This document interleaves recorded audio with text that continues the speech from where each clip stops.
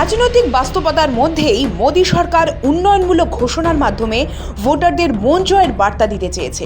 রবিবার বাজেট ঘোষণার পরই অর্থমন্ত্রী নির্মলা সীতারামনের ভূয়সী প্রশংসা করে প্রধানমন্ত্রী বলেন, এই বাজেট ভারতকে বিশ্বের তৃতীয় বৃহত্তম অর্থনীতি বানাবে। এই বাজেট মানুষের চাহিদার বাজেট।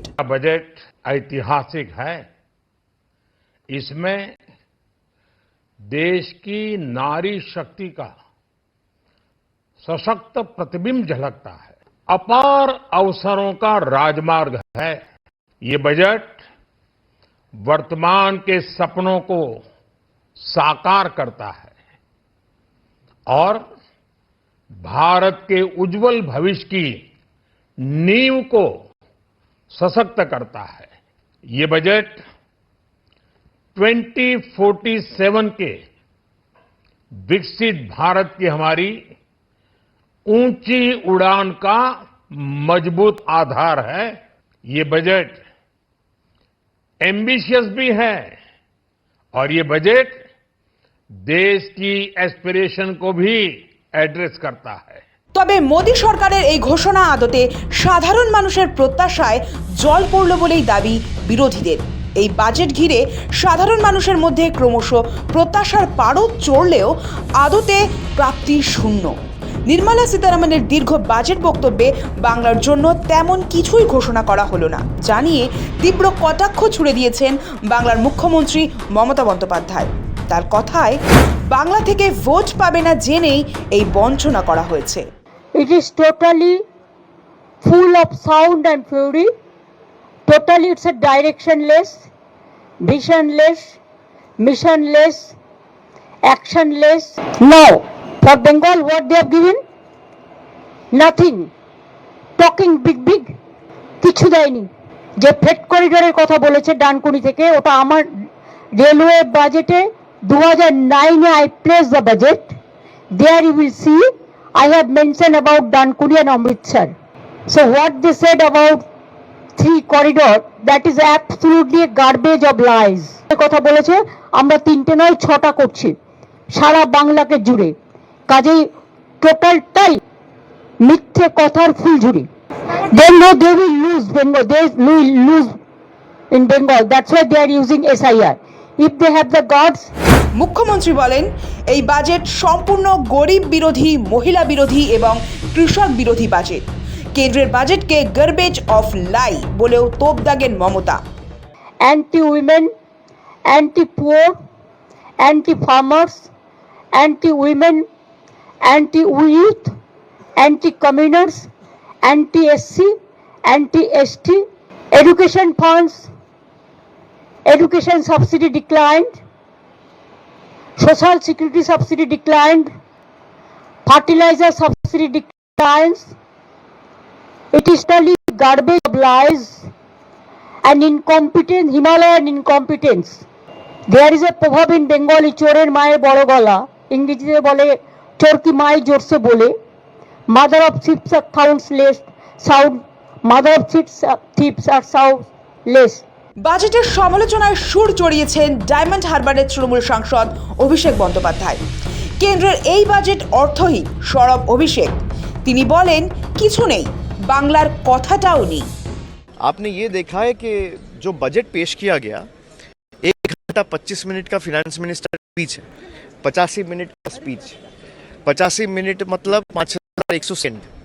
इस 5100 सेकंड में बंगाल का एक बार नाम तक नहीं लिया गया। और बंगाल छोड़ दीजिए, जितना भी कम्युनिटीज़ है, चाहे फार्मर हो या देश के युवा हो, किसी के लिए कॉन्क्रीट जो सरकार artificial intelligence, skill India, technological advancement का बात करता है, युवकों को रोज़गार कैसे मिलेगा, एम्प्लॉयमेंट कैसे क्रिएट होगा या किस दिशा में एम्प्लॉयमेंट क्रिएट हो सकता है, उसको लेके कॉन्क्रीट कोई चर्चा नहीं है, कोई मेंशन नहीं है इस बजट में।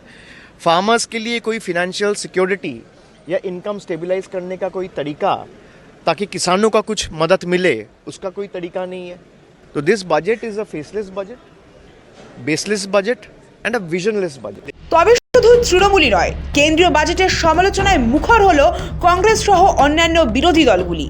মোদী সরকারের এই বাজেটকে অন্ধ বাজেট কটাক্ষ করেছেন কংগ্রেস সাংসদ তথা বিরোধী দলনেতা রাহুল গান্ধী। তার দাবি, যুব সমাজের রোজগার নেই, কৃষকদের হাল বেহাল, দেশের মূল সমস্যার বিষয়ে এরা অজ্ঞাত।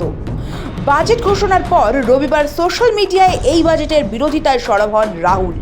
এদিকে রবিবার বাজেট ঘোষণার পরই কংগ্রেসের শীর্ষ নেতা জয়রাম রমেশ তার এক্স হ্যান্ডেলে লেখেন, বাজেটের নথিপত্র বিস্তারিতভাবে খতিয়ে দেখা প্রয়োজন। বাজেটটি সম্পূর্ণভাবে নিষ্প্রভ। শুধু তাই নয়, বাজেট ভাষণেও স্বচ্ছতার ঘাটতি ছিল। এদিকে কেসি বেণুগোপাল থেকে শুরু করে শশী থারুর প্রত্যেকেই বাজেটের সমালোচনায় মুখর। For Kerala, total disappointment for Kerala. Total disappointment for Kerala. Last 7 years they are promising. Last 10 years they are promising that AIMS is going to give to Kerala. In this budget also no mention about AIMS for Kerala. If you think about the tourism sector, Ayurveda sector, health sector, everything, Kerala has a very big contribution for this country. Nothing concretely. कि 3-4 headline थे, लेकिन जब हम इंतजार कर रहे थे कि all India institute of Ayurveda कहाँ आएगी, हमारे केरला में चाहिए हमें। हमारे तो बहुत लंबी ट्रेडिशन है आयुर्वेदा के, लेकिन केरला का नाम नहीं सुना। फिशर कोकोनट तो शायद केरला ही हो सकते हैं, क्योंकि मेरे ख्याल में भारत का सबसे ज़्यादा बड़ा केरला कोकोनट प्रोड्यूसिंग स्टेट तो केरला ही है। तो वो तो होना चाहिए। वैसे भी फिशरीज़ में हमें कुछ बेनिफिट होना चाहिए, लेकिन जब शिप रिपेयर के बारे में बोला और वाराणसी और पटना के बारे में बोला, केरला के बारे में कुछ नहीं सुन सका, तो ये सब हमें ज़रा सा আশ্চর্যজনক।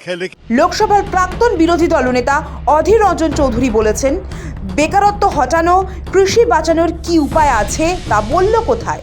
আমাদের কি দরকার? আমাদের দরকার বেকারদের সকার করার, তার ব্যবস্থা কি? বেকারত্ব হটানোর বুদ্ধি কি আছে, তার ব্যবস্থা করো। কৃষিকে বাঁচাও। 46% মানুষ কৃষিকাজে যুক্ত, তারা গরিব। মানুষের রোজগার বাড়াও, মানুষের পকেটে খরচ করার মতন পয়সা যোগান দাও। কনজামশন পাওয়ার, খরচ করার ক্ষমতা যেন মানুষের বাড়ে।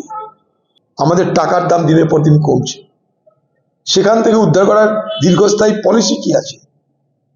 একটা ট্রেন দিয়ে দেশের সমস্যার সমাধান তো হবে না। রুটির ব্যবস্থা কোথায়? নির্মলার বাজেটের সমালোচনায় মুখর হয়েছে সমাজবাদী পার্টির প্রধান অখিলেশ যাদবও। দিল্লিতে সাংবাদিকদের মুখোমুখি হয়ে তিনি বলেন, এই সরকারের কাছ থেকে এমনিতেই কোনো আশা নেই, সুতরাং তাদের কাছ থেকে আর কি বা প্রত্যাশা করা যায়। ये गरीब किसान और गांव में रहने वाले लोगों की समझ से बाहर बजट है। ये गरीब का पेट कहीं नहीं भर सकते है। ये बजट गरीब का पेट नहीं भर सकता। नौकरी रोजगार दिए नहीं, नौकरी रोजगार कहाँ दिए? अभी भी बड़े पैमाने पे नौजवान बेरोजगार है। सपने दिखाने वाला बजट है। এই বাজেট পেশের পর থেকেই বিরোধীদের একের পর এক সমালোচনার বাণে বিদ্ধ হয়েছেন নির্মলা সীতারামন। এই পরিস্থিতিতে মুখ খুললেন সীতারামন। বিরোধীদের একহাত নিয়ে তিনি সাফ জানান, বাজেট নিয়ে তিনি বিরোধী দলগুলোর সঙ্গে বিতর্কে বসতে রাজি, তবে তা তথ্য ও পরিসংখ্যানের ভিত্তিতে হতে হবে, মন গড়া তত্ত্বের উপর নয়। With due respects, I don't know what course correction he is referring to. Economy and its fundamentals are strong. Global uncertainty is facing many of our sectors, for whom we have brought in so many different schemes for those small and medium enterprises, for textiles, for leather, for shoe uppers, for people who are working in the rural areas, schemes for benefiting them, for even the farmer and value addition, for women entrepreneurs who are chote groups, self-help entrepreneurs, the she marts that we've come up with. These are ways in which we are reaching out to the common small people to make sure that they don't have to face big changes in their life because of any volatility coming from outside. They could be contributing to exporting small things. Are these not measures through which we are reaching out for the poor, the small, those in a difficult terrain or in rural areas? And with all this, the fundamentals of the economy remain strong. And that has come out even in the economic survey. Well, politically you want to criticize, you're welcome, please do it. But if you want to give me the facts on which you're basing your argument, I'm willing to hear. এটা স্পষ্ট যে 2026-27 অর্থবর্ষের budget নিয়ে যা যা প্রচার চালানো হয়েছিল বাস্তবে কেন্দ্র সরকার তার ধারে কাছেও পৌঁছতে পারেনি, কারণ গুরুত্বপূর্ণ প্রকল্পগুলির জন্য ঠিক কত টাকা বরাদ্দ করা হয়েছে সে সম্পর্কে কোনো বিস্তারিত কোনো তথ্য প্রকাশ করা হয়নি। এই বাজেট করুণ এবং হতাশাজনক।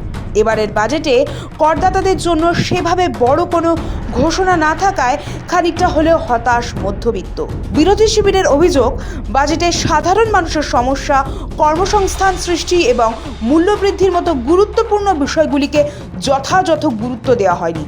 সরকারের বড় বড় দাবির সঙ্গে বাজেটের বাস্তব রূপরেখার মধ্যে স্পষ্ট ফারাক রয়েছে। ব্যুরো রিপোর্ট, সময় কলকাতা।